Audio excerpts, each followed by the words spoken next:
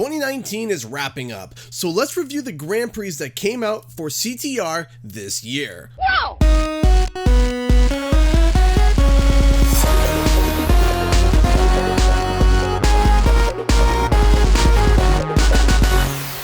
What's up guys, Canadian Guy here, and we have had quite a few Grand Prix this past year, and with 2020 right around the corner, I thought we would do a review on all the Grand Prix that came out in 2019. I'm going to give my thoughts on the actual content of the said Grand Prix, like the characters and karts, and then we're going to talk about the tracks that came with said Grand Prix. We'll be keeping score overall and then declare the overall winners and winner of the certain categories and the best overall Grand Prix at the end of the video. So, without further ado, let's begin. So, right off the hop, we're going to start with the very first Grand Prix, the Nitro Tour. This was the very first time that we had ever experienced a completely new track from the minds of Beanox, along with introducing to us, the fans, the whole concept of Grand Prix. The content of this Grand Prix was full of brand new characters, 5 to be exact.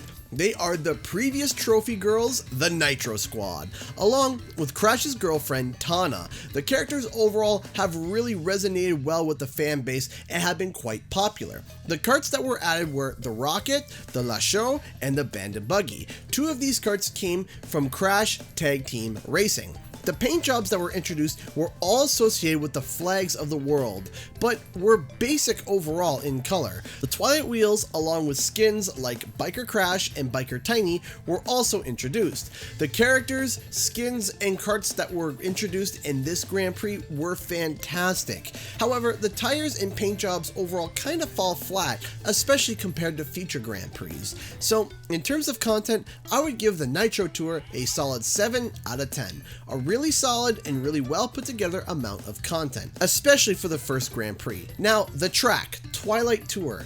This track was quite safe overall in terms of design. It doesn't require too much technical mastery to be able to master it. The track is Blue Fire enabled and is quite easy to be able to maintain. The track's design is actually quite nice, starting from night and then going into day, then back to night again seamlessly. I do have one overall complaint, and it's the Magic Carpet Writing Lab Assistant. I'm not a fan of hazards that are sometimes unavoidable, and sometimes the weird hitbox of the carpet writer makes it that way. Also, it is quite hard to get juiced up on this level, so because it's such a safe track with some minor issues with it, I'm going to give Twilight Tour a 6 out of 10. Not a terrible track, just one that doesn't really stand out to me. So overall, the Nitro Tour Grand Prix gets a 6.5 out of 10, a solid and safe Grand Prix. But the future Grand Prix were much better. The next Grand Prix is Back in Time. This was when there was a shock to the system because now we went from 5 brand new characters down to 3. The 3 characters that we got were Baby T, Baby Crash, and Baby Coco. Everyone loved Baby T, but there were a lot of mixed reactions to the babies. One of the issues some people had, including myself, was that it was just the original voices, but just pitched higher. I kind of felt Baby Crash was okay, because Crash says very little to begin with, but Coco's is just odd. On top of that, I definitely prefer Baby Crash's design over Coco's. The karts that were introduced were the Nostalginator, the Mammoth, and the Probolot 2000. The Nostalginator is a kart from Crash Team Racing, so I do gotta give Beanox credit there, but its design is still meh. It's just like a punch buggy with eyelashes. But the Mammoth and the Probolot are fantastic designs. The paint jobs, again, were a little lame, with even less than last season's. But the wheels are lit. Literally, they're literally on fire. I'm sorry I used that joke. The skins for the Grand Prix were also amazing, like Sabretooth Purah and Mad Scientist Crash. So, overall, the content of this Grand Prix was pretty good. 2 great kart bodies, fantastic wheels, and good skins. What held it back was the recycled voices on the babies and not great paint jobs. Overall, the Grand Prix's content gets a 7 out of 10. So now to the track, Prehistoric Playground. Honestly, this track fits perfectly with the Crash universe and is one of the best tracks to have ever come out of any Crash racing game. It's a longer track, it's well designed, it's got sharp turns, straightaways, both tight and wide sections, blue fire enabled, and just the right amount of shortcuts with different variants of risks. Like I said, this is one of the best tracks to have ever come out of any Crash racing game. My only issue is that some of the invisible walls and a few of the shortcuts are annoying and touchy, but overall, I give the track a 9 out of 10. Very, very well done. So overall, the Back in Time Grand Prix gets an 8 out of 10. The next Grand Prix is the Spyro and Friends Grand Prix. And well, I have a lot of highs and a lot of lows on this one, so I do have a lot to say. So let's get into it. The characters that were introduced were Spyro, Hunter, and Nasty Nork. Now, I would have really liked one more Spyro ally in this one because of the fact it's called Spyro and Friends, and at the moment it's actually Spyro and, well, a friend. But overall, the characters are top-notch quality and are awesome. The karts that were introduced are all fantastic. The Spyro-mobile, the Nasty Ride, and the Dragonfly are all beautifully designed, and honestly, out of every Grand Prix, these were the best and most consistent in terms of quality when it comes to the karts. The tires were okay, I suppose. Some of the colors and the theme was a little bit odd, and I almost never find myself ever really using them. This was also the season where a lot of custom paint jobs started coming in, and though they were pretty good, they definitely got better in the later Grand Prix. So, the Spyro Grand Prix seems to be almost perfect so far, right? Well, this is when things kind of take a deep dive. With the exception of Devil Dog Zam, which was a knockout of the park in terms of design, the skins that came were really kind of lame and really generic, like Wizard Komodo Joe. Sure, there were wizards in Spyro, but it's not the first thing I think of, and to my memory, none of them looked like this. Then Goblin Small Norm and Orc Big Norm. I know that these are supposed to be kind of a reference to Norks, but they literally just look like characters from Lord of the Rings. Now, I love me some Lord of the Rings, but it just doesn't relate to Spyro. Then Viking Polar? What? My problem with this Grand Prix was that it felt like they just used generic fantasy tropes and just didn't specify specific Spyro designs. Then in the Grand Prix Nitro Bar, the special unlockable skins were Coco and Crunch with skins from Mind Over Mutant. Again, the skins are amazing, but what does it have to do with Spyro? The problem with the Spyro and Friends Grand Prix was that if they did something right, they nailed it perfectly. If they did something wrong, it was a complete miss. I just feel there was a lot of missed potential here when it comes to a Spyro-themed Grand Prix. So overall, in terms of content, I'm going to give this Grand Prix a 6.5 out of 10. It was headed towards a perfect 10 out of 10. But these issues were definitely relevant.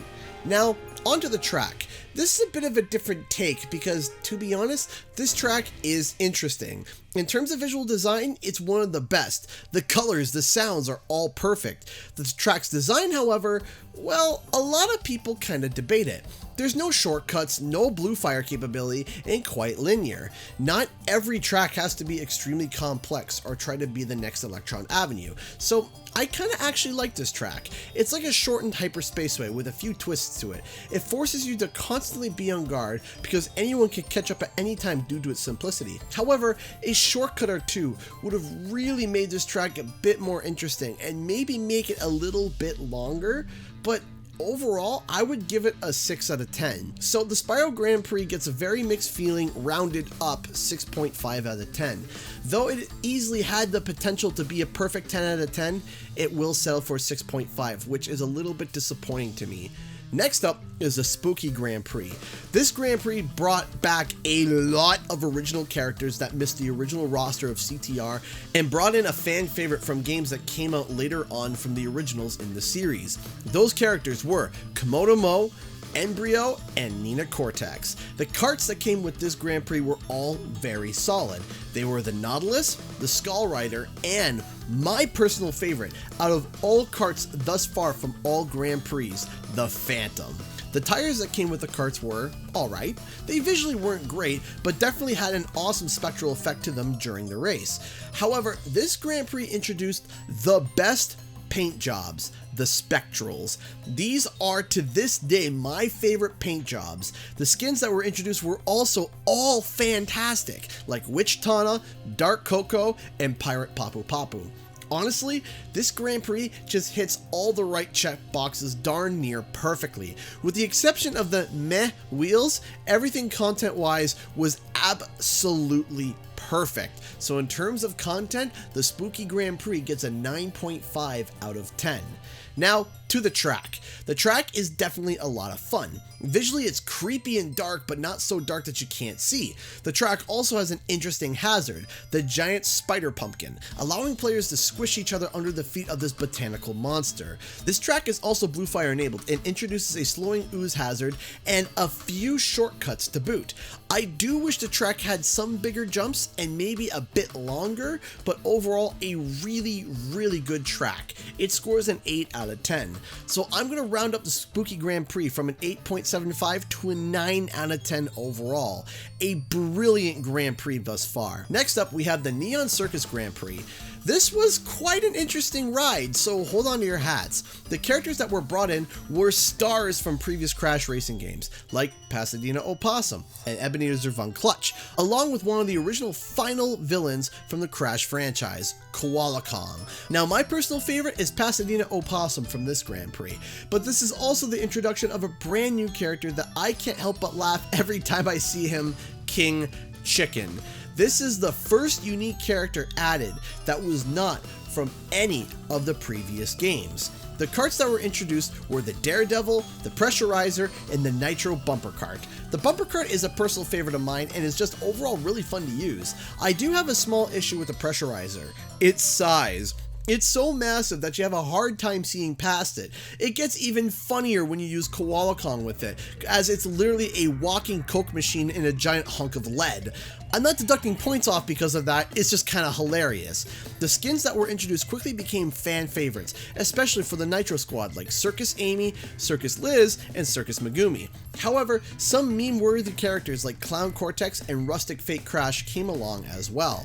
The paint jobs for these carts are absolutely wild and quite fun to use, making my cart look like it's from the Vegas Strip. The tires are also really cool and give off a really nice particle effect. Honestly, the content for this Grand Prix is almost as good as the Spooky Grand Prix overall, and scores an 8.5 out of 10. But how does the track fare? The track is simple, but a little too simple. While the Spyro circuit was simple, it had a lot of turns and hazards. Koala Carnival, on the other hand, though, is visually amazing, but falls short on the track design side. Too many straightaways, next to no hazards, and really no shortcuts. It also is blue fire enabled, so those straightaways are really easy to hold. I really wish to have been launched through the air and land like a trapeze artist, or get blown across the map in a unique cannon launcher. But alas, these circus ideas were not utilized. Overall, the track gets a 5 out of 10. I will round the overall score from a 6.7 up to a 7 out of 10 for the overall Grand Prix, but the track definitely suffered the score significantly. And last, but certainly not least, we got the Winter Festival Grand Prix.